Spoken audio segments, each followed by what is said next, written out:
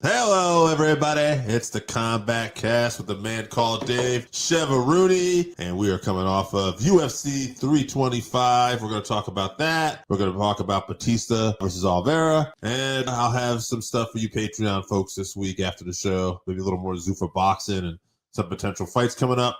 Before we get going, Chevy, why don't we tell people what we got coming up? February 14th, no UFC fights, so we will be reviewing this UFC Oliveira versus Bautista card. Hopefully it's a good one. And then February 21st, UFC Fight Night, Strickland versus Hernandez. That is going to be a very interesting matchup. Lots of cardio in that one. 8 p.m. from Houston, Texas. And then February 28th, UFC Fight Night, Moreno versus Almabayev was the fight, but Almabayev, I think it just got announced today, has an injury, has to pull out. So I assume they're going to slot somebody else in there. I know Charles Johnson was jockeying for that, even though he just lost 2 weeks ago or whatever, but I'm sure they'll find somebody. Yeah, they got people. They got people waiting in the wings and want these opportunities for these fight nights that, a lot of us fans are kind of probably tired of already, even though we just got back. It feels like it's kind of the same old already with some of these fight night cards coming up though. I told you it was going to be the same. They were just going to give us the slop. They already got their money, but yeah. I do wonder, if something like you mentioned fair, like the White House card has stuff to do with too. Like we're trying to stack that card, so they're afraid to book fights and get people up. They're just they gotta have people available for that. So we're gonna get a lot of bad cards around. June, yeah.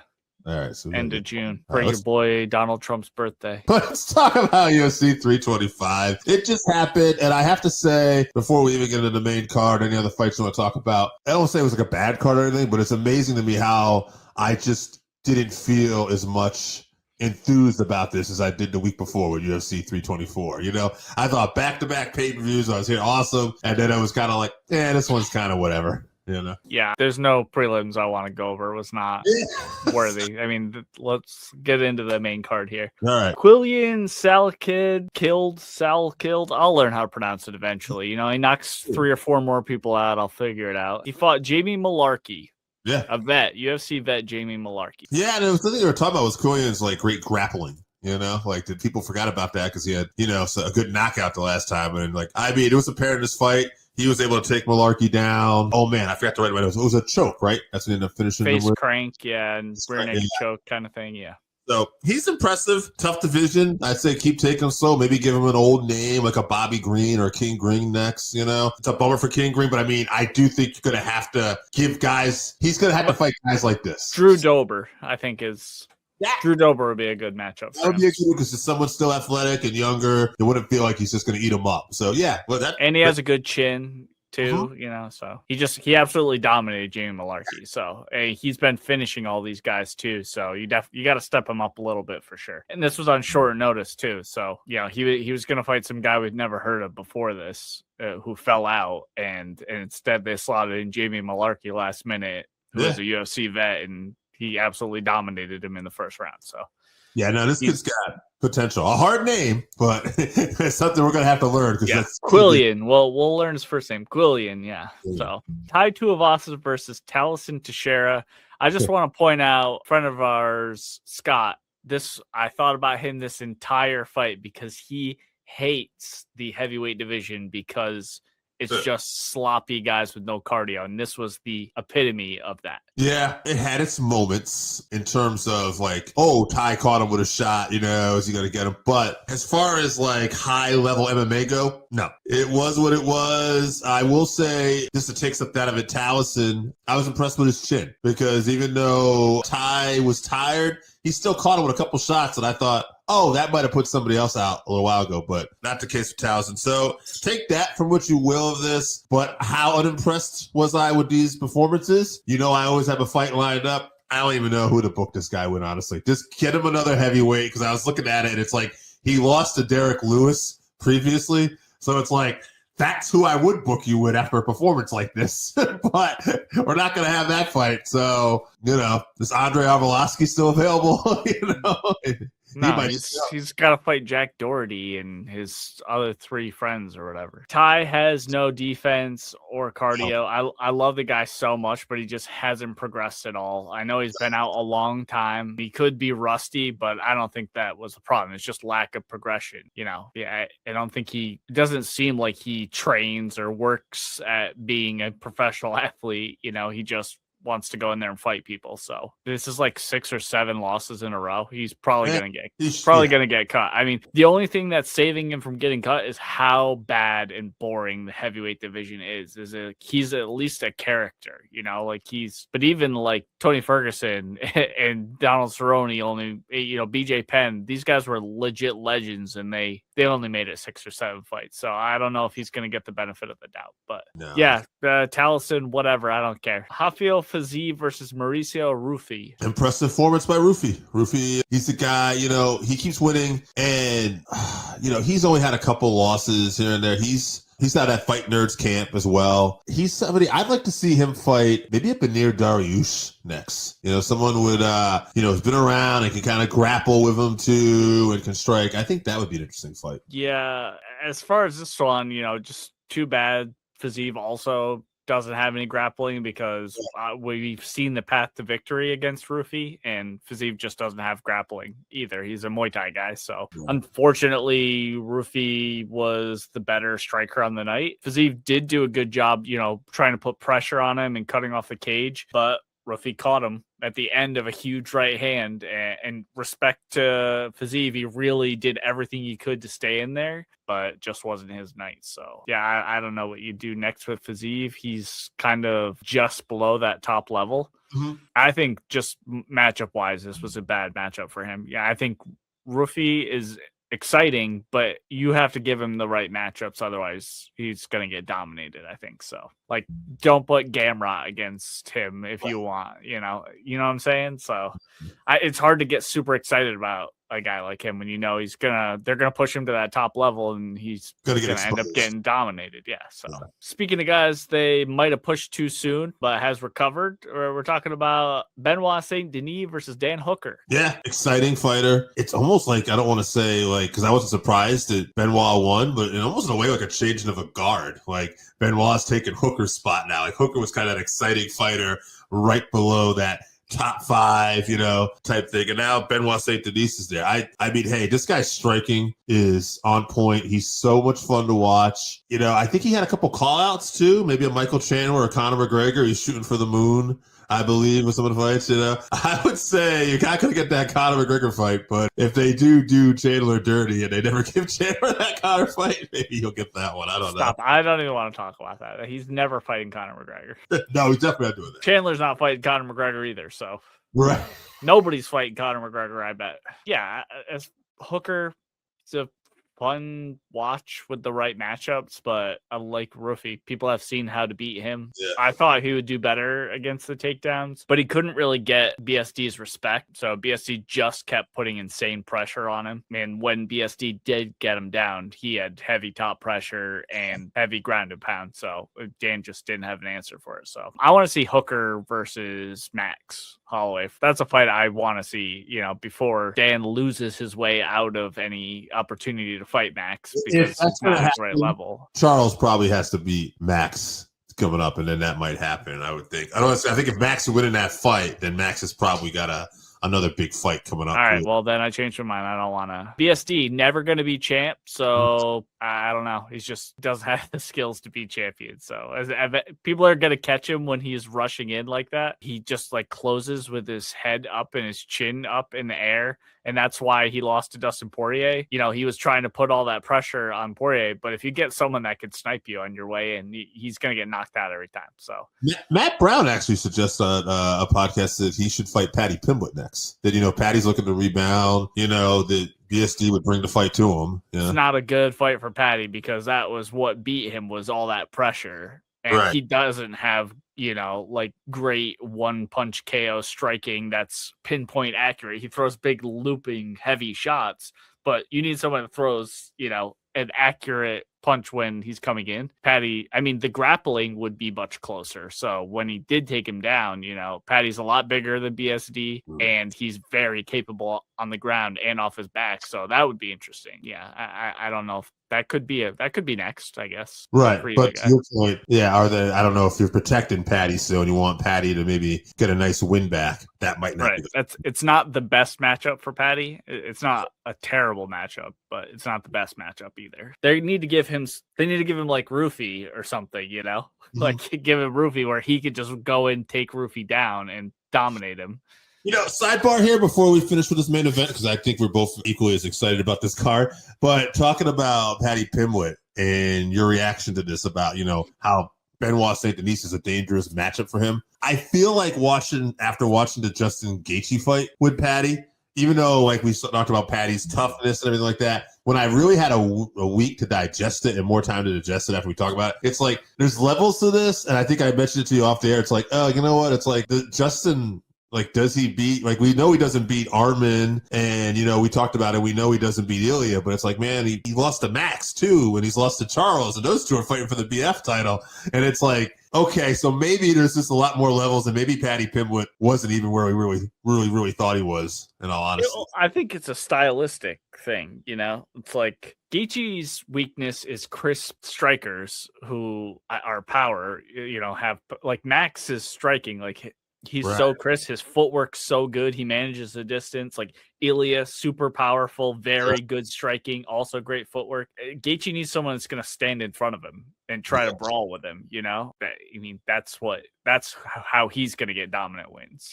So Paddy needs someone that's going to stay far away from him and try to get in a fancy kickboxing match with him that he can either kick them low or he can just take them down. That's where he's gonna shine. Or in these like chaotic exchanges, if he gets another guy that's just winging punches, Paddy can win on the feet, or he can catch something and get on the guy's back or whatever. It's just stylistic. I don't think it's, MMA math is tough. If Ilya and Armin are the number 1 and 2 fighters in the world right now in the lightweight division, is it, in your opinion, would it be safe to say that we think that Charles and Max are fighting for the number 3 spot? Yeah, I think so. Let's get to this boring main event. All right. This main event that I called like as soon as this got announced. Volkanovski versus Diego Lopez 2. Yeah, Volk put a masterclass on if you ever wanted to know how to beat Diego Lopez.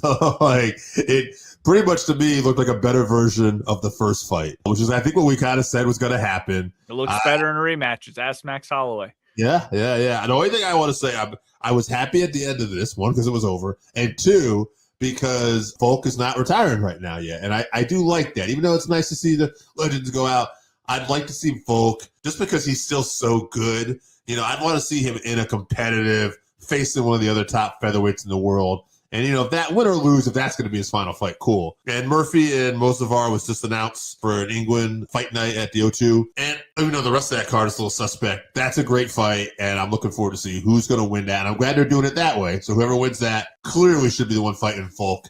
And we'll see who the best featherweight in the world is. Yeah, I mean, so he won 5 rounds against Lopez 10 months ago. So I don't know why anyone thought that this was going to be any different. If Volk didn't have his coach said he had a shoulder injury during camp going into this fight. If he didn't have that, he probably finishes Lopez. So Schaub talked about this on his podcast. He feels bad for Lopez. And I get it, because he's definitely not getting another title shot until Volkanovski's not champion anymore. So, they kind of derailed where he's at. Like, where do you go with him now? He didn't have, in 10 months, you're not going to progress enough to beat a guy who beat you in 5 rounds. So this is kind of on the UFC for rushing him back to a second title shot that he didn't really earn. He wasn't really winning that fight against Jean Silva. Like, yes, he knocked him out, but it was a very close fight before that. I could argue that he was losing, in fact, before he landed that. So this is kind of on the UFC. That, lately they've done a good job at managing these prospects, but for some reason they just wanted to push him out there. And totally unnecessary too. It's not like Diego Lopez, and nothing against him. He's an exciting fighter, but he's not going to move the needle. You know what I mean? He's not some like McGregor, Chandler. You know, he's not a superstar. The UFC doesn't really have those anymore. So. Right, you don't. So, but it's like, so why don't? If it was a numbered event, and I think the lure of this card was it was another pay-per-view caliber event after a pay-per-view caliber, so you might as well just put one of the top contenders. In there, decided who you wanted, and they decided not to do that, and here we are. Yeah, I don't know. Maybe there's some shady business where they knew that, because Volkanovski likes to be really active. They knew, okay, Volkanovski's going to win this one. We want to put so many title fights on the White House card. Oh, maybe. We want Volkanovski on the White House card or something like that. I don't know if I really believe that, but I'm not opposed to anything that the UFC would do at this point. So, or just even have him in the back pocket if you don't want him on the White House card. But shit, we need another title fight because we put right. If you ever need somebody to come in on short notice, you're gonna be hearing that I come from a land down under, and he'll be walking in. So let's go on. Bautista versus Oliveira and Amir Albazi versus Horiguchi.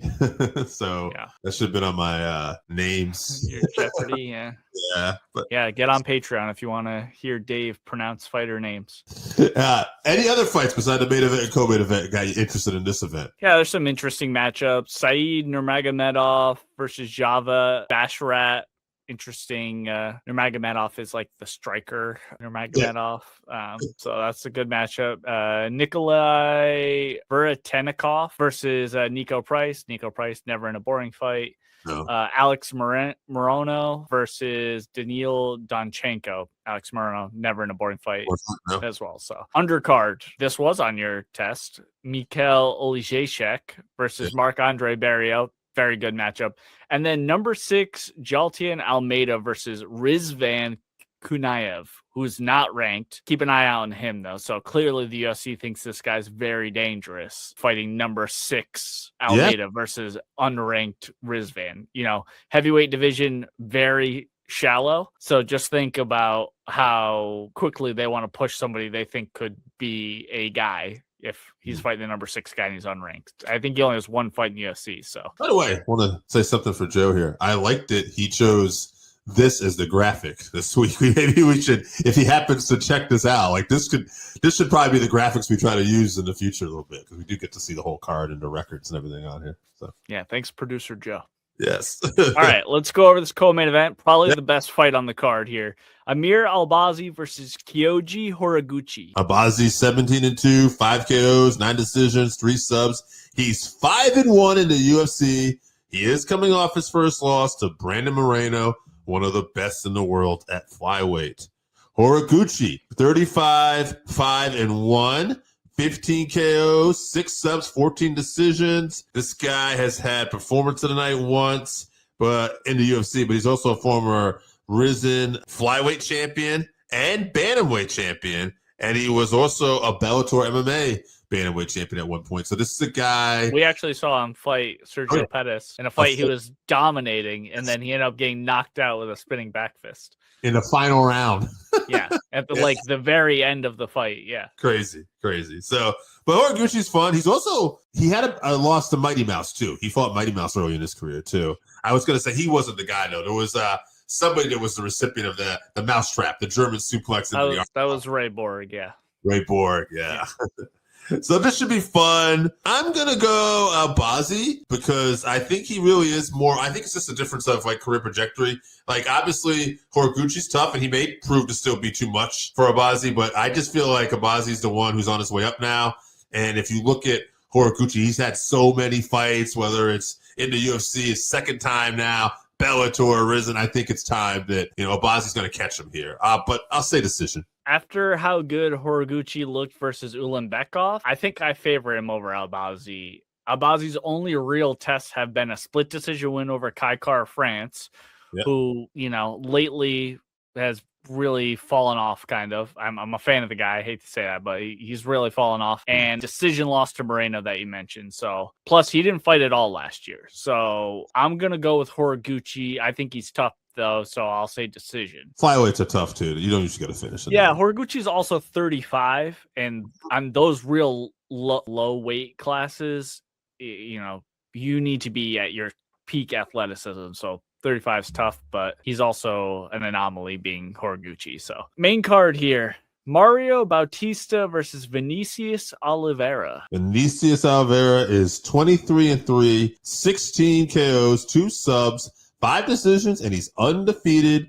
in the UFC. He's 4-0 in the UFC. Mario Bautista, 16-3, 3 KOs, 6 subs, 7 decisions, performance of the night twice, fight of the night once, and he had the 3rd longest win streak in UFC bantamweight division history. I think he's just coming off a loss too. I forgot to take that down. Was it this recently he just lost to? Do you know? It was a quality opponent. Umar Nurmagomedov. Yeah. I mean, that's just, Umar is going to do what Umar does. We talked about that last week. So, yeah, no shame in that. Mario Bautista is a very smart fighter. My hunch is they want Oliveira to beat him here because Mario Bautista is not always the most exciting fighter. So, I think probably that's what they want. I don't know if that's what they're going to get, though. Mario Bautista, a lot of experience. I'll say he wins a boring 5-round decision.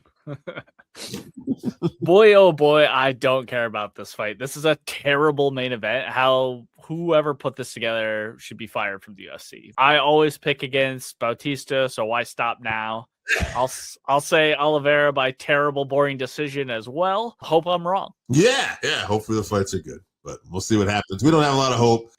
Right now, what I'm really looking forward to most is UFC 326. Get me to Holloway and Oliveira. This also has the makings of one of those cards on paper that you're not excited about at all, and then it ends up being 9 out of 14 fights or finishes or something like that. I could see this card going kind of that way as well, though. So that's why we continue to watch them. For our regular viewers, actually, Chevy, why don't you tell people what we got coming up one more time? All right, February 14th, Valentine's Day. Show us you care. Yeah, there's no fights. So we'll be reviewing this Oliveira and Bautista card. So hopefully it's exciting. And then February 21st, UFC Fight Night, Strickland versus Hernandez. I'm as it gets closer, getting more and more excited about that one. Interesting stylistic matchup. And then February 28th, UFC Fight Night, Brendan Moreno versus mystery opponent, because his opponent just pulled out today. So we shall see Bautista versus Oliveira this weekend. Enjoy the fight. For you Patreon peeps, we're going